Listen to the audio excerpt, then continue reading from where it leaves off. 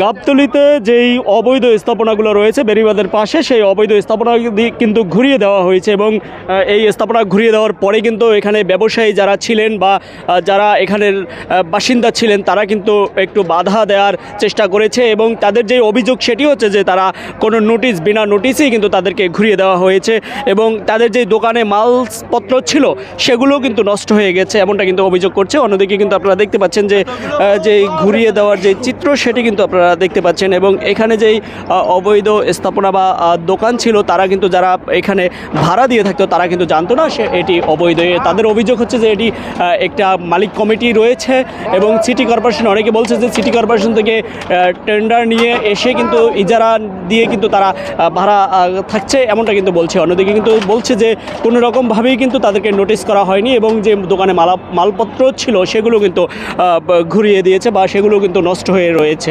দেশ জুড়ে তোলপাড় ওয়ালটন ফ্রিজ কিনে আপনিও হয়ে যেতে পারেন মিলেনিয়ার, এমনটা কিন্তু বলছে। অন্যদিকে সিটি কর্পোরেশনের পক্ষ থেকে বলছে যে 2 মাস আগে কিন্তু নোটিশ দেওয়া হয়েছে। এদের অভিযোগ যে যদি নোটিশ দিত তাহলে তো আমরা মাল সামানা নিয়ে সরিয়ে যেতাম। অন্যদিকে কিন্তু 7,000 থেকে 12,000 টাকা ঘর প্রতি ভাড়া দেওয়া হতো, এমনটা কিন্তু বলছে। এদিকে তারা বলছে যে ভাড়া দিয়েই কিন্তু তারা থাকতো, তাহলে কেন তাদেরকে ঘুরিয়ে দেওয়া হয়েছে। ব্যবসা করতেছি, যদি সরকারিভাবে আমাদের ইজারাভাবেও যদি আমাদের এখান থেকে ভাড়া নেয় এসব জায়গা অনুযায়ী আমরা ব্যবসা করে খেতে পারি, কারণ এটা হলো আপনার খালি জায়গা পড়ে রয়েছে।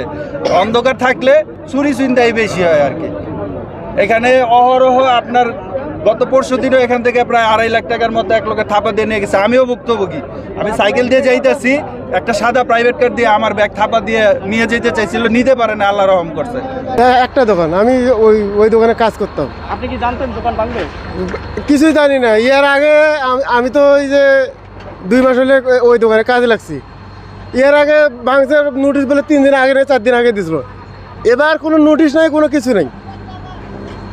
এরা যারা ঊর্ধ্বতন কর্মকর্তা আসছে তারা বলছে আমরা নোটিশ 1 মাস আগে দিছি। তো ওনারা যদি 1 মাস আগে নোটিশ দিয়ে থাকে তো ওনারা দোকানদারকে নোটিশ দেবে না? মালামালা কিছু সরাইতে পারছি, কিছু সরাইতে পারেনি, এখনো পড়ে রয়েছে ওখানে। ভাড়ায় যে হাট মালিক নিত। আপনার কি দোকান ছিল? মোবাইলের বাইরের দোকান ছিল না, এখানে নোটিশ কিছু করা ছিল না। আয়া হঠাৎ করে আইসা বোল্টের রেজাল্ট লাগাই দিয়া ঠেলা শুরু করে দিছে। আমরা তো চাইছিলাম 10টা মিনিট সময় দিয়েন, 10টা মিনিট সময় দিলে মালটি সরাইতে পারতাম। দোকান নাহলে 3 মিনিট সব ভাঙিয়ে চুরিয়ে ফালাই দেখ, মাল সামানটা বাঁচাইতে পারতাম, কিন্তু বাঁচাইতে পারলাম না ভাই। মনের দুঃখ হয়েছে, সব ভাঙিয়ে চুরিয়ে ফালাই দিল। ভাড়া দিয়ে দিত।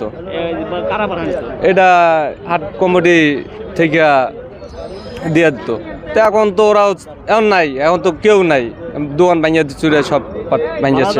এখানে মূলত ইট বাটা সহ বিভিন্ন ইট এবং দোকানপাট সেগুলো কিন্তু ছিল এবং অনেক দোকানপাটে ছিল। এখানে যারা শ্রমিক রয়েছে তারা কিন্তু এখানে দোকানপাটের ওপরে নির্ভরশীল বা এখানে কিন্তু তারা দোকান থেকে কিন্তু প্রয়োজনীয় জিনিসপত্র কিনত। অর্থাৎ এখানে ইট বাটার এলাকা, এই রাজধানীর গাবতলী বেড়িবাঁধের পাশে কিন্তু অসংখ্য দোকান রয়েছে এবং এইগুলো সিটি কর্পোরেশনের পক্ষ থেকে, ঢাকা উত্তর সিটি কর্পোরেশনের পক্ষ থেকে বলা হয়েছে যে এগুলো সবগুলোই কিন্তু অবৈধ, সেটি কিন্তু বলছে।